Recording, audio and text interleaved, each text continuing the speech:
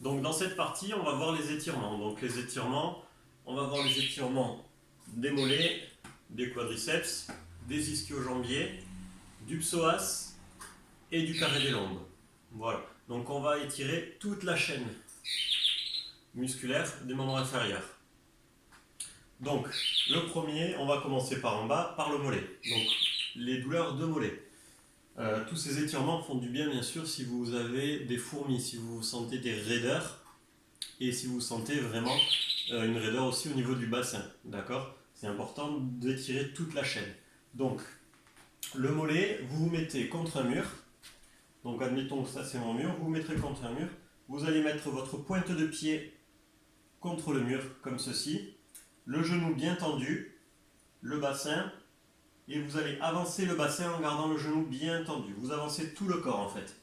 Vous n'avancez pas que le dos, vous n'avancez pas le genou, vous avancez vraiment genou tendu, toute la jambe, le bassin, le corps.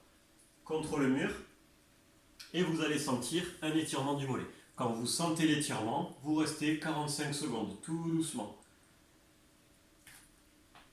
45 secondes à droite, 45 secondes à gauche. On vient sentir l'étirement du mollet. On relâche tout doucement. Pour les ischio-jambiers.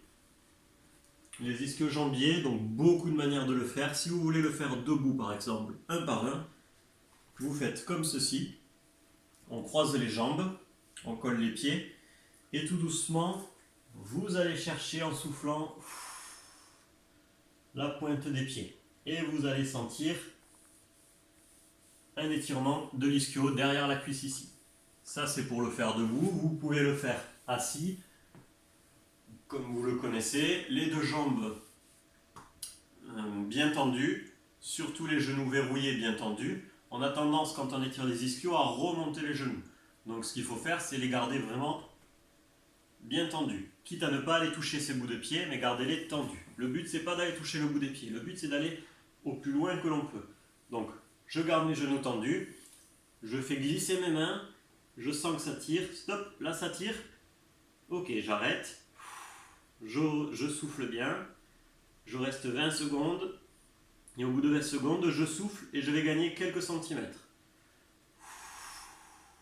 Voilà, au bout d'une petite minute, vous aurez gagné quelques centimètres et on aura étiré bien comme il faut tous les ischios.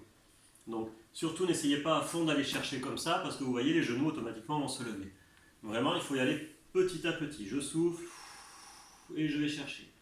Je souffle et je vais chercher. Et les genoux toujours verrouillés. Ça c'est pour les ischios. Si vous voulez étirer les quadriceps, eux c'est la chaîne antérieure mais je vous le montre quand même.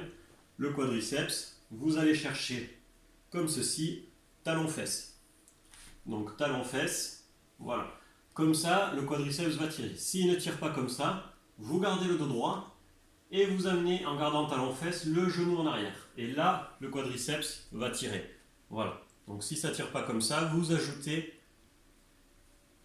vers l'arrière le genou. Et là, ça va tirer, pareil, 45 secondes. Vous pouvez vous aider d'un mur si vous ne tenez pas en équilibre, il n'y a pas de souci. À droite et à gauche. Maintenant, mollet, ischio, quadriceps, on va travailler sur le psoas. Le psoas est un muscle très important, qui est beaucoup plus profond que les autres, plus petit que les autres, mais qui est beaucoup plus important, enfin tout aussi important. Donc pour étirer le psoas, on va se mettre en position de chevalier servant, comme ceci. Je vais aller chercher mon pied loin devant, et je vais garder le dos droit, je regarde à l'horizon bien droit, et je viens chercher devant comme ça. Surtout, je ne me penche pas le buste. Je garde le buste droit et je viens chercher vers l'avant. Et ça va vous tirer ici dans l'aine.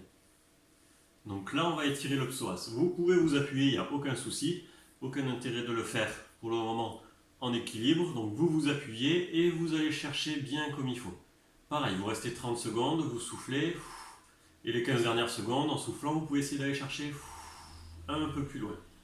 Et vous revenez. Et puis ensuite, on le fait de l'autre côté, chevalier servant. Je garde le dos droit et je vais chercher l'étirement dans l'aine. Voilà. Donc ça c'est pour le psoas. Le dernier que je vais vous montrer, Donc, on va étirer le carré des lombes. Pour étirer le carré des lombes, vous vous mettez une main accrochée, pas besoin d'essayer de le faire en équilibre. Je mets la jambe gauche ici, devant croisée.